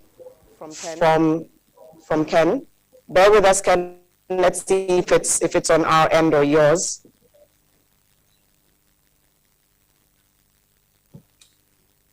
Is it better now? Yeah, I think it's better if you could be a little bit louder. Louder. Proceed, Ken. We'll see if we need to proceed, Ken. We'll see if we need to interrupt you again. Sorry about that. Please carry on. No, it's okay. I would have loved to be there in person, but then I felt ill over the weekend, and I didn't want to come during this corona period. So as I was saying at the beginning, I would like to convey apologies from the Honorable Chief Registrar of the Judiciary, who would have loved to attend the meeting but was unable due to other engagements. So I'm here on her behalf. Unfortunately, I think the room is struggling. You're all struggling to hear Ken? Is it just, I can see the audience can hear you, but the room is struggling. Ken, we'll come back to you very shortly. Apologies. We'll see if we can fix this. We'll come back to you.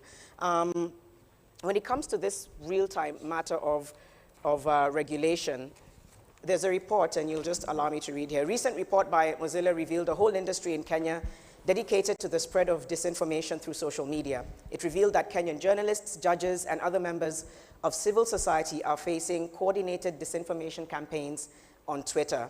Are any of you aware of this report, first of all? Heard about the report? Wycliffe, Joseph, Lillian, are you aware of the report?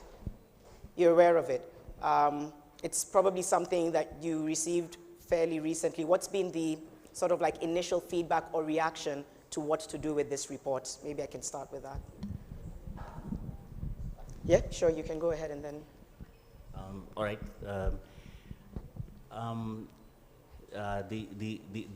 Those patterns are growing, and I'm sure Wycliffe will speak to that. We're having more and more what I would call online gangs, online influencers for hire. So it's a new a trend which we are getting now. And of course, if you have an interest, as I mentioned earlier, we are talking about a reach of about 11 million people, and they are well distributed all over the country, right to the most remote areas. So it's a rich audience, of which if you manage to get your way right, you're able to influence it. Now the only challenge, of course, is the content. What is being communicated out there? Is it misinformation, disinformation? Is it fake news? Is it hate speech? Or what is being brought out there? So this was one case, of course, which was all over the media. And of course, we are aware of it, and we saw it, of course, in good time. But generally, I wanted to say that it's a trend which is growing. If you just look into a platform like Twitter, for example, and if you just follow it from morning to evening, and perhaps if you have what we call the tweet deck, you will see a pattern. From morning, one faction, maybe politically motivated, would post insults or bad content, and then by the time we take lunch and we go back in the afternoon, another group has regrouped and they are answering it in the afternoon. Yeah.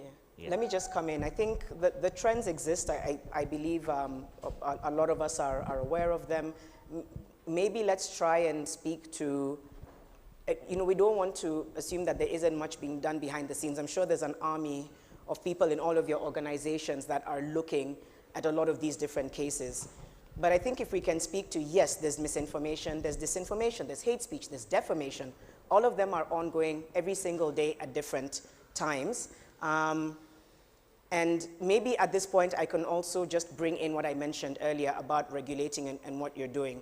Even if I can speak from my own experience, I think Asha also mentioned it, as a woman, as a journalist, as a media person, who has also been on the receiving end of news being spread unregulated, which has really devastating effects. So given that these are issues that emerge every single day, I think maybe the question that might offer some clarity, maybe some comfort is there a real-time solution underway as we speak right now in trying to curb and in trying to regulate? What does that machine look like?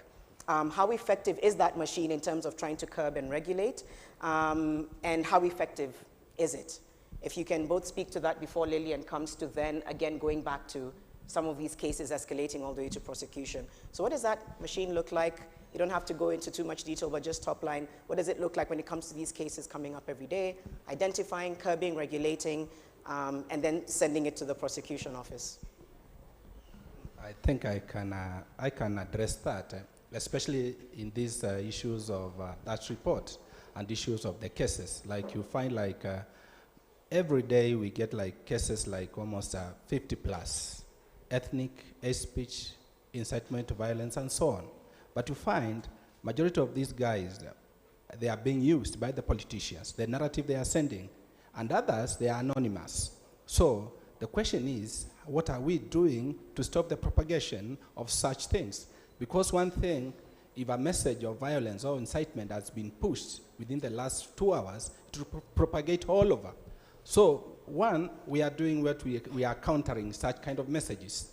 We try to counter such messages such that with peace messages. Secondly, we have a collaboration with the CA whereby we are in a position and the social media platform to bring such content down. We try to pull such content such that does not propagate. Because the issue, what we are talking, we need peace. But the time that propagates to more people, it will be hard. Secondly, once we get a concrete information, we do our investigations about the propagator of such information, we file, we investigate, we process. But investigation, as Janet is posing, it takes a while. Investigation, we need clear evidence. We don't want to pick, we say it's Mr. YY who posted such information. The time we push our files to ODPP, they'll ask us critical questions, the biodata, the time, the region, and so on. So it may take a while for that. And that period, what we do, we try to stop that narrative by countering with peaceful messages, going to that region and try to do sensitization forums, training, and so on. Or else we pull that content down. Okay. Yes. Yeah, just to answer your question, Janet, the machine is actually me and you and all of us here. It's collaborative effort, right? So first of all, once you see bad content, the first thing you need to do is report it. Now you can report it to the authorities, you can report it to the service providers, wherever you have seen the content. And through all that collaborative effort, that's what Wycliffe is telling us, that the first step is to mitigate that message, right? And then beyond that, now again is now again collaboratively be able to inform each other through awareness that there are reporting methods, as you had earlier put. And also, once you report, like for example, at the CA, we have put a fully fledged incident response team, that's the National KSAT, where you can report any of these incidences anytime, including a website, a mobile app called the KSAT, where we know, because most Kenyans are available on mobile phones, so this is the meeting point. So we've also provided an app where once you come up with an incident, you're able to report it within the same device. So once it's reported, then now that multi-agency collaboration starts to work, which also include the private actors, as Lilian had rightly put it. It's not still a one-man show. It's still coordination. It's like a clock.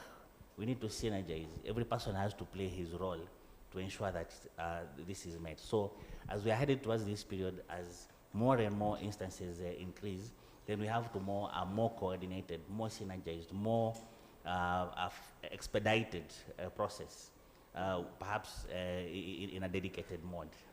Thank you. Okay, we'll try and get Ken back at some point if we're able to hear him. We've heard what Wycliffe and Joseph have had to say, Lillian. And this conversation, I guess, could be looked at as two-pronged, because we're looking at the digital space where the members of the public, but we're also looking at the political players and how they many times manipulate that, collect personal data that is then used to coerce an election, if you will. How challenging is it to prosecute, especially when it comes to political players? You were starting to allude to something that showed on the media, and then we went into witness protection, but a lot of the times people also get the sense that these laws can protect the political class because they are put in place to protect them for their own interest. So how do you then prosecute in that regard? Thank you so much, Janet. And I was smiling when you mentioned political, because every time we take a case to court, there's always mtu wetu amepelekwa kotini. So there's always that political aspect of it coming up every now and then. But for us, it does not matter who you are. It doesn't matter whether you're a politician. It does not matter what position you are holding in Kenya. If you've committed an offense, we treat everybody equally across board. So, of course, the political card will always be played. We've charged somebody, then they'll go like you've been charged because you belong to a particular party. But to us, as prosecutors, that does not matter. But allow me to jump into the issue of coordination and cooperation and to just emphasize that we are coming in at the point when now we are more reactive as in prosecutions. So it is very important that we do more preventive mechanisms, as what my colleagues are already alluding to. And for us as ODPP, although we are supposed to be prosecuting, what we have tried to do is to again try and speak to various people through either our ODPP cafe. We are able to reach out and just discuss and also sensitize the members of public on various offenses and what is expected and how you can be able to even bring up an issue. But more importantly, before COVID set in, we had started going out to the regions and discussing with the communities to just hear what are the challenges and how can we make policies that are responsive. And this included issues on, and if I may say, most of the areas we went to, we recognized that women and children were really at the lower end, as in that the ones who are really suffering. And based on that, we've been able to develop responsive policies from our office on how to deal with women and gender issues. And we already have one of the divisions that specifically addresses SGBV and related issues, such that even when the elections are going to be coming in, then we'll be giving a keen eye on issues to do with women and related in terms of elections. And again, just to add that as an office, again, we have a specific division to deal with hate speech and election justice.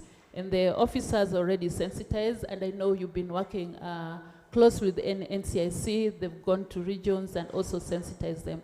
So it may seem like nothing is happening. I think we're just not shouting enough, but I know behind the scenes a number of things are happening. I know last week there was a launch of a committee under the Computer and Misuse Act.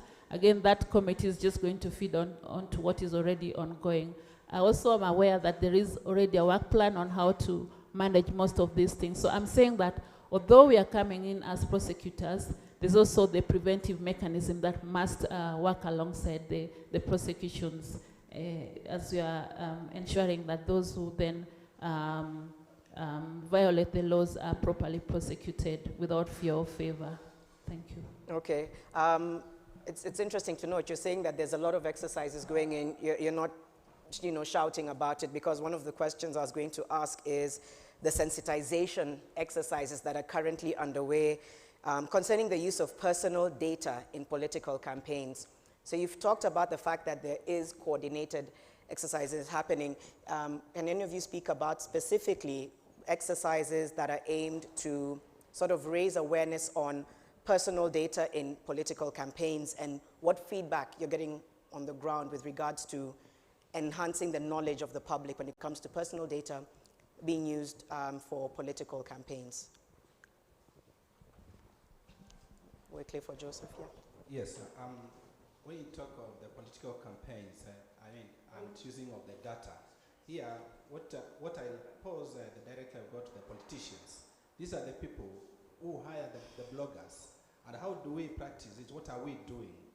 Actually, what we are having currently, we are having forums with the political class. We are trying to change the game. Because we have seen before, if we don't teach the politicians or now to use their devices, their digital spaces very well, they will be able to misuse the local mwananchi, the other people. So that's one approach we are using. Secondly, we are working closely with IBC because we find that in this digital space, most of the people, they are using pseudo accounts, fake accounts, and so on. Unless we teach the people, there are those cyber laws, there are other acts, and there are other guidelines which can tie them, which can, once they misuse the platforms, they can be arrested. Those are kind of the forums we are doing. Thirdly, as we're having these sensitization forums, training in all regions, we're trying to identify the hotspot areas, which we are trying to map around.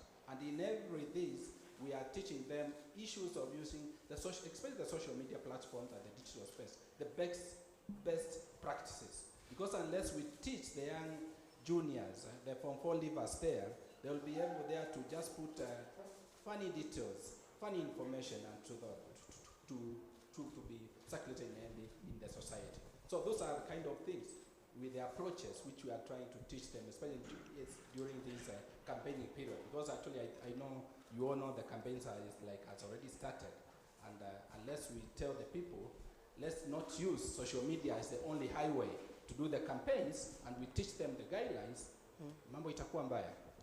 Joseph, as you answer that, you can also speak to engaging with tech companies on the same sort of coordinated education. Yeah, thank you. First of all, I'd like to address the issue of personal information, which is very, very key, because obviously you will feel very bad once you find your personal information out there, perhaps alluded you belong to some alignment and you have never approved of it. So what we do, of course, at the authority and in a more collaborative way as government, of course, is to embark in supporting the efforts done by the data commissioner. And as she expressed earlier in the presentation earlier, they have various efforts in this area. One, there are the regulations which are currently, I think, at the AG's office, which are almost being approved, which will guide, more importantly, on issues of data protection, setting out procedures for enforcement, the right of data subjects, and also elaborating the duties and obligations of data controllers and data processors. So what this means is that eventually each and every entity will have to have a person called the data controller or data processors within that vicinity, who will look at the data within the entity of what is being disseminated, what we are holding as data which belongs to other people, and what are your responsibilities, and what are your, with regard to how, when you can use it, how you can use it, when you're supposed to look for consent to use it, among those others. So the Data Commission actually is doing a good job. There are actually 3 sets of regulations which currently they are looking at, including also registration of data controllers and processors, and also issues of enforcement and compliance. So they're going to set up reporting methods, of which whenever you find there is an offense with regards to data which has been breached, you're able to report it. And once you report it, then very strict measures can be taken. And I will really urge Kenyans to read this new law. It has very, as Madam Lillian will tell you, if you're on the other side of trouble, it can give you a lot of hard times. So we need to familiarize with it. Be careful whenever we're handling any other person's data, be it you're a political party, an individual, an influencer, or that bit.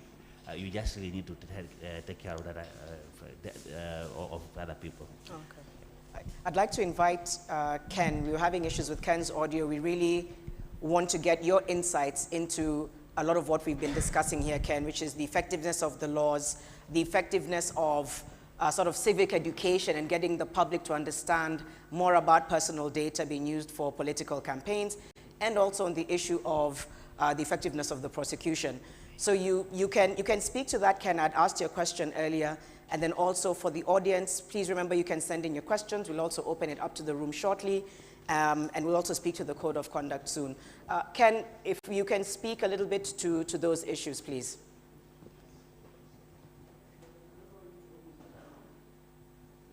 You can talk again and we'll see if we're able to hear you in the room.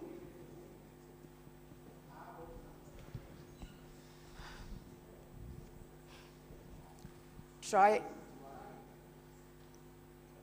Ken, if you can just speak a little bit more, just for us to make sure we have your sound well.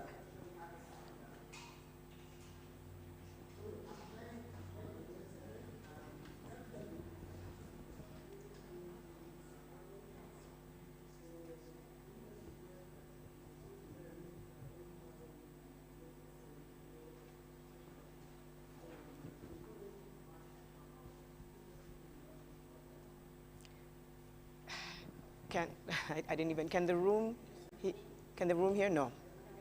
Okay. Online, they can hear him pretty well. And I know he made a request just now, which even I didn't hear, unfortunately. I think, Ken, again, bear with us. We really want to make sure we get your points across.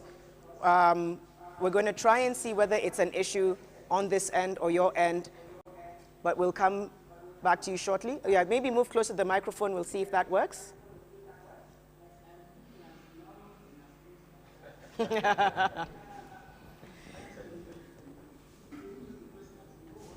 Yes.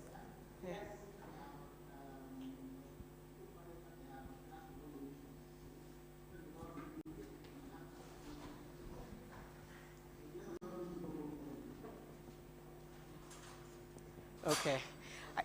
I think if I understand Ken, he's sort of saying he may not be able to. Are you saying that we continue with the conversation?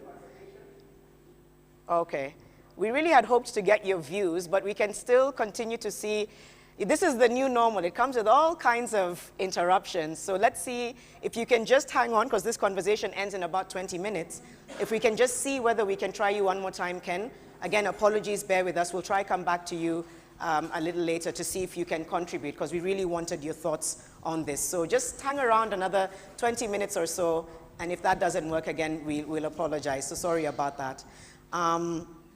I think now, as we sort of move towards the tail end of engagement with the public and with the room, we can also speak to, we were just talking a little bit about the tech companies and whether there's any collaboration there. And also talking about digital codes of conduct for political players and technology companies in Kenya. Are those, they exist, are they effective? Again, we're going back to making sure that we have as much regulation as possible. I think we shouldn't undermine what it means if a lot of these issues go unchecked. We can't undermine what we've seen it do. So codes of conduct, regulating personal data, can we speak to that as we invite the room to give us their questions as well? Yeah. Yeah, thank you, Janet. Of course, now the tech companies, especially the social media service providers, most of whom, of course, are hosted globally. I would like to say that they have really tried. They really tried to do what we call self-regulation. Most of them have put in place what they call community policies, of which if you are in breach of those community policies, action can be taken against you as a user of that network. Some which includes barring you from doing any more posts, or perhaps also stopping you completely from using that post, or perhaps suspending you for a while until you get it right. So some of them have shown interest in having local presence as we are heading towards the electioneering period.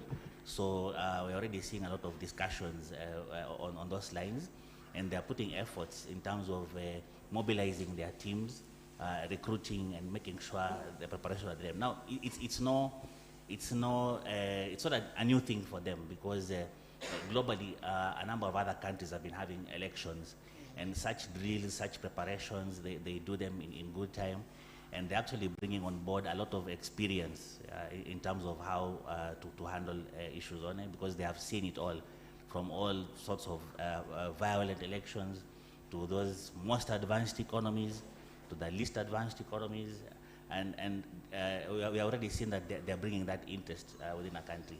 And really have to appreciate their effort in this, because more and more countries globally are demanding more and more out of them, and they have taken this into consideration and actually set down ways and means of making sure that things of hate speech or associated to incitement, especially during the election period, are adhered to. The good thing about elections is they are set. Like in Kenya, we know it's a certain date of a certain month, all right? So you can prepare in good time. It's not going to come in terms of surprises, right? Like what's happening in some of the neighboring countries. This is we can anticipate. We can tell what is happening. We can see the trends. NCIC actually do that on a daily basis. They can see what is happening. They can see which areas are hotspots, as Wycliffe has said. And in so doing, preparations are done in good time. The notorious people are managed and taken care of by Lillian and team, among others. So Jared, that's what I would say for now, is in terms of what the service providers are doing. They're doing a great job. Of course, they can do more. They can assist, of course, in giving us resources for capacity building and awareness. They can use their platforms for specialized, targeted awareness within the Kenyan cyberspace. or within this period from now to then. So these are some of the negotiations which I think that talks have already begun, or perhaps they'll continue to begin. And I also want to speak to the committee which was formed last week, which is very key, a multi-agency committee that the government is really looking upon to have more collaboration with government agencies. And one of the indications that was put outright there is that there is room for collaboration for any other person who is a player in the cyber industry to join the technical team of that committee and to provide their inputs in various ways of assisting, not only in the general elections, but generally making the Kenyan cyberspace safe, and to use it more of what it is meant for, which is, of course, doing e-commerce, e-transactions. By the way, during the COVID period alone, and this is my last statement on this point, we had, I think, almost 50 to 55,000 new digital entrepreneurs. These are people who are doing their businesses online. So social media is not bad. Social media is very good. You can do business there. You can articulate your thoughts. You can articulate your visions, and you can make money out of it, right? So it's a good thing to do. But of course, now you need to have a balance. And lastly, for politicians, I think they really need to have one voice. So they need to verify their accounts, right? Have a blue tick, so that it's known whenever Janet speaks, it's Janet who is speaking.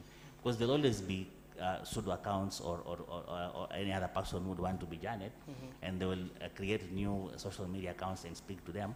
So once you verify and you have a blue tick, then it automatically disqualifies or it automatically negates all the other pseudo accounts or the copying accounts. And then it's more straightforward to do the prosecution, because then you can see you can see who is verified and flouting digital rules. Yes. We can pause there and see if there are any questions. I can see some online. And Ken, again, if you're there, you can add your comments to the chat so that, again, we can use them.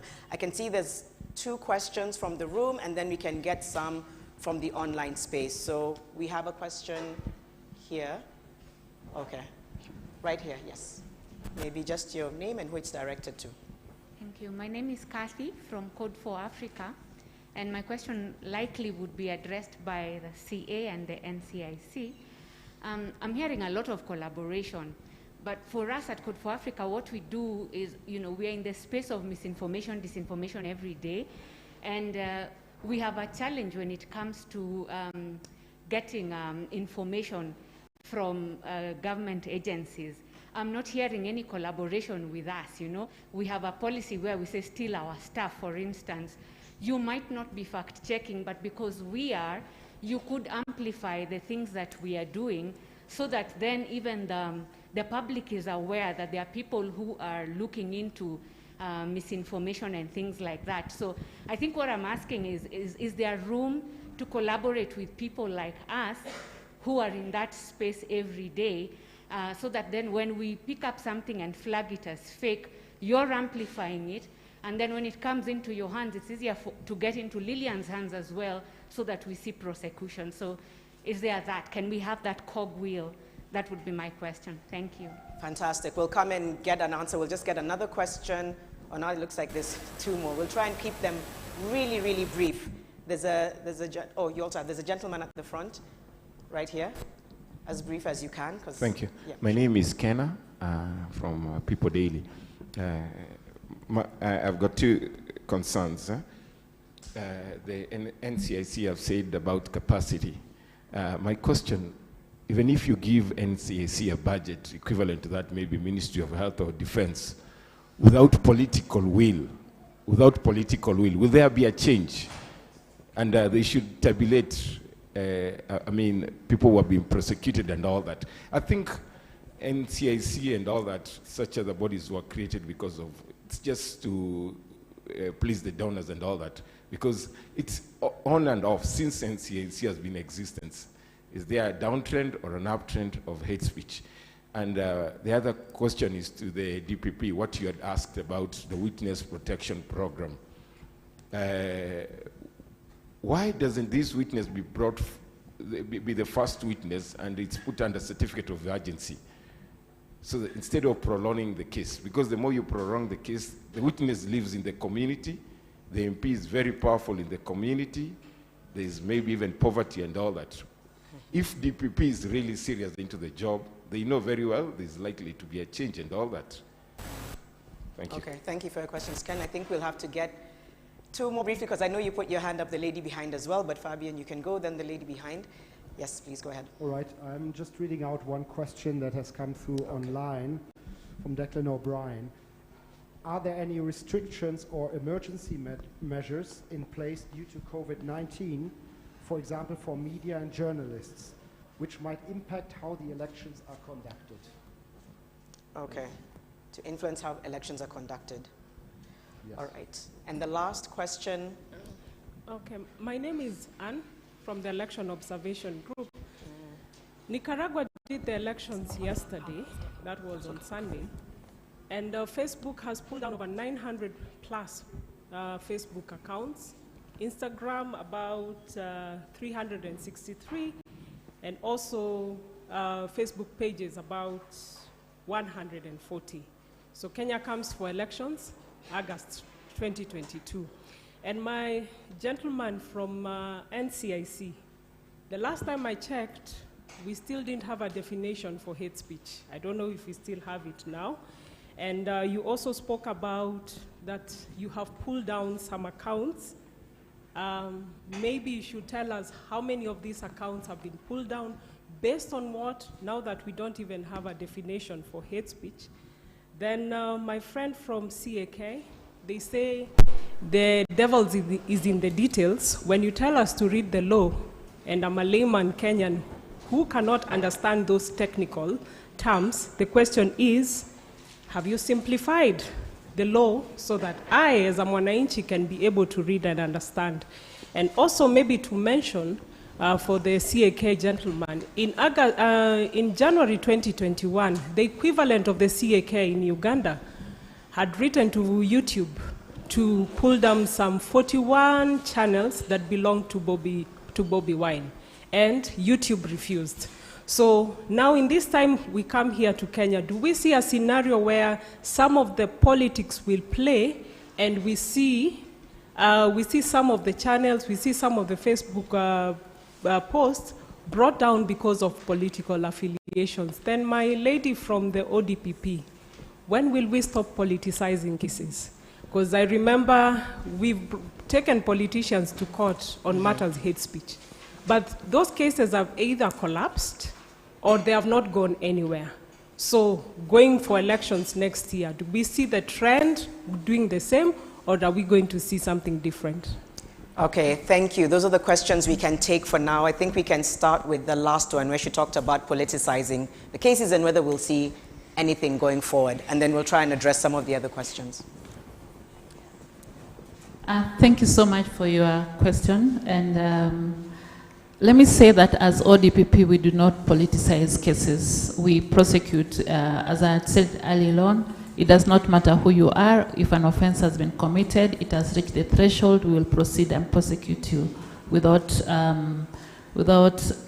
for a lack of a better word, caring on who you are in the society. So we do not politicize, but we go according to the evidence, facts, and the law. So with regards to the cases that have been taken to court with regards to hate speech, most of them are pending. I have a list of here I could share with you on the status. Most of them are ongoing, but we are praying and hoping that we'll be able to finalize them before the election period. And let me just also mention something on witness protection. As you're aware, this is a totally independent agency that is run by a different director from the DPP.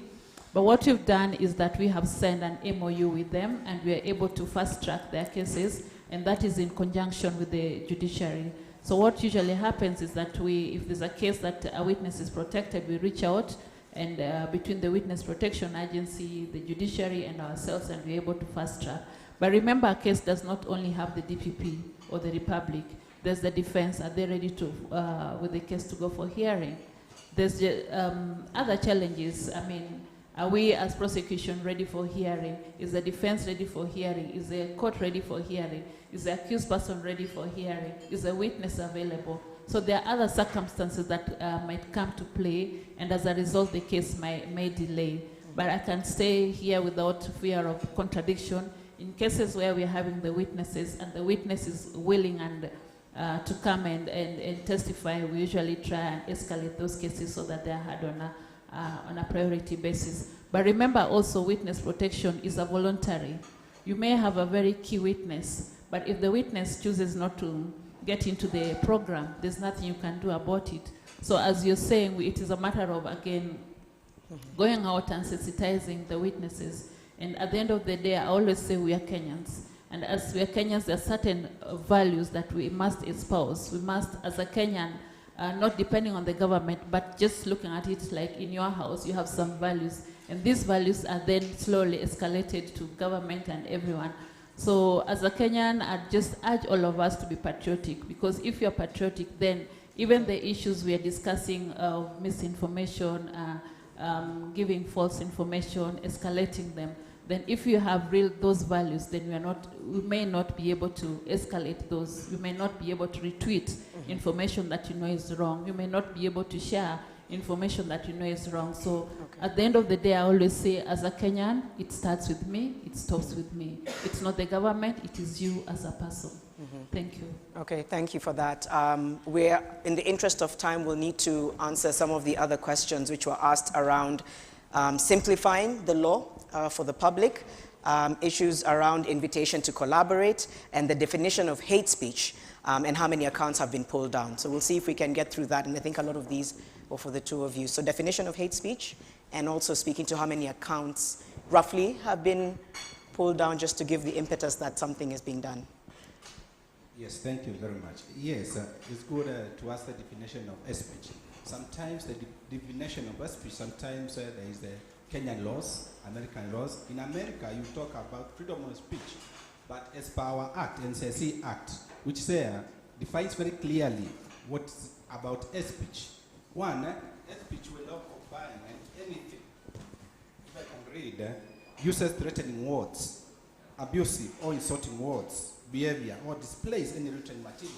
When I talk of displays, it's publishing in this platform, the digital things.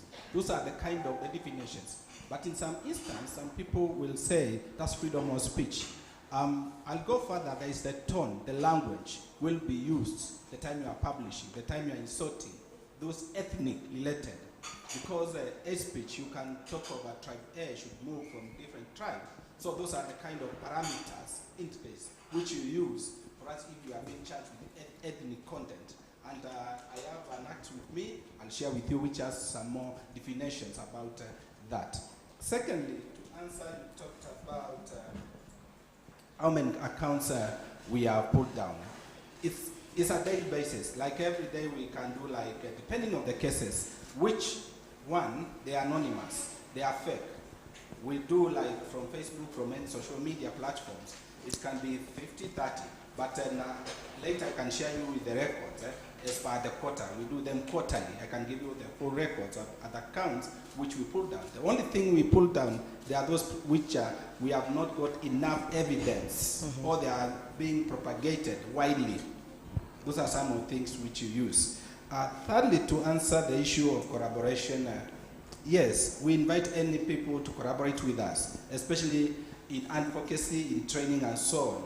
If you go to our website, there is a portal there where you send your proposal, your collaboration, and the issue on matters, which area do you want us to collaborate. And I'm quite sure majority of people who have come across to against us, they have been invited in our forums for that collaboration. So check in our website and you can share your proposal.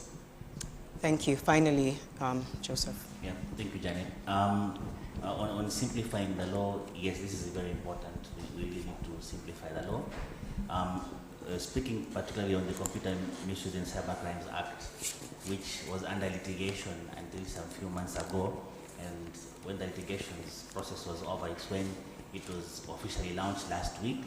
So I believe these are some of the areas of working which will come on to demystify the Computer Misuse Cybercrimes Act.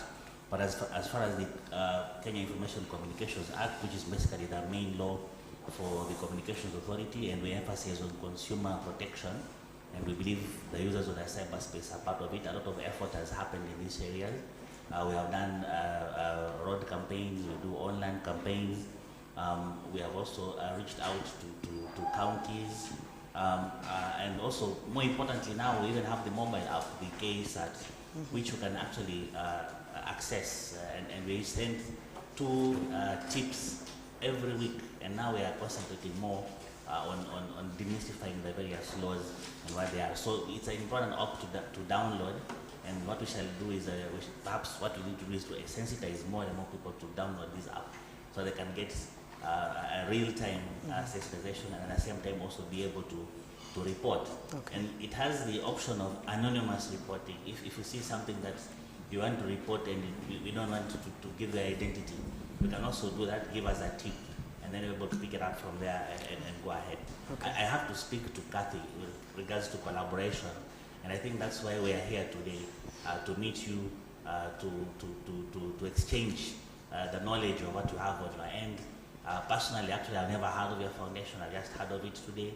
So I think it's why we are here, to connect and to bond with each other, so that now we are able to see how best we can fit in terms of doing this huge awareness creation and collaboration. Thank you. Okay, thank you. I think that's where we'll leave it for now. A lot of the conversations we're having today, we need to expand on them. We definitely need more room to discuss them because the elections are coming closer every day. There's gaps that I think a lot of people might still would have wanted to hear how they can be addressed. Maybe what I can ask us, Center for Multi-Party Democracy or the Kofi Annan Foundation is to see if we can collect resources that people can access online. You've talked about apps, you've talked about different bills, so that we can publish those and have the public aware. Also, aware of how they can report. There's reporting tools on your social media apps. I use them all the time. I'm very generous with blocking hate speech or reporting it. So yes, I understand that the impetus is on us as the citizens, but it's also on the institutions here. And part of what you mentioned towards the end with regards to witness protection may in a way also shed light on the fact that there needs to be strengthening of the entire institution for everything to be a seamless collaboration. Because we can speak to collaborations, but if the institutions aren't as strengthened or efficient, then the gaps begin to show. But all the same, we thank you, our panelists today. We have Joseph Nzano, the Communications Authority of Kenya. We have Ken Ogutu, who unfortunately couldn't participate, and we hope to get his thoughts at some point. We have Lillian, of course, from the Chief of Staff from the DPP's office, and we have Wycliffe Mwatu as well from NCIC. And thank you for the members of the public. Please continue to report, continue to engage. Thank you to the Kofi Annan Foundation, Center for Multi-Party Democracy, and Baraza Media Lab as well. To all of you for watching online and for all of you in the room, I'm Janet Bogwa. It's been an absolute pleasure. Thank you and have a good afternoon. Thank you, Janet. Thank you. You can go. Great, a very insightful conversation by the panel. And indeed, we need this joint collaboration to be able to take action on some of the things that we're discussing. We have a good panel coming in the afternoon. And I will ask the online audience to please come back after this fairly a long break of 1.5 hours so that we can continue the conversation in the afternoon. A few quick announcements is because we are sharing the microphones, we encourage that we continually speak with our masks on so that we do not risk each other. You know that microphone is one of the super spreaders of COVID-19, and we want to keep each other safe. So please have your mic or have your mask on when you have the mic so that you can protect each other. The pre-workshop survey is still ongoing. We have a QR code that you can access in the chat online as well as a link. Please take time over this lunch break to click in so that you can be able to fill in. For the in-person audience here, I think we'll be able to try and share as well, as much as on your WhatsApp or your email so that you can also be able to fill in. In the afternoon, we have an exciting panel moderated by Caroline Gaita, the Executive Director of Mzalendo Watch. It will have Honorable Mother Karua, Mr. Ben Waithaka, who from the Register of Political Parties, and Mule Msau, the National and Regional Coordinator of Election Observation Group. We have apologies from IEBC. They will not be able to make it to the panel on securing the digital space to promote transparent and fair political competition. We will miss them, but I'm sure that the three panelists will give us very good insights, and of course link up to IEBC any other time to continue and further the conversation. So please stick in. We also have lunch that will be served between now and 1:50 p.m. so that we can network, we can follow up the conversations with the various state and non-state actors participating. Unfortunately for the online audience, we will not be able to catch up with you, but we look forward to your comments, your questions in the chat so that you can respond to them. So please, let's feel free. Where the tea was served, there's some lunch. We can be able to partake that as we continue to network and engage each other. So dialogue continues even over lunch. Karibuni sana.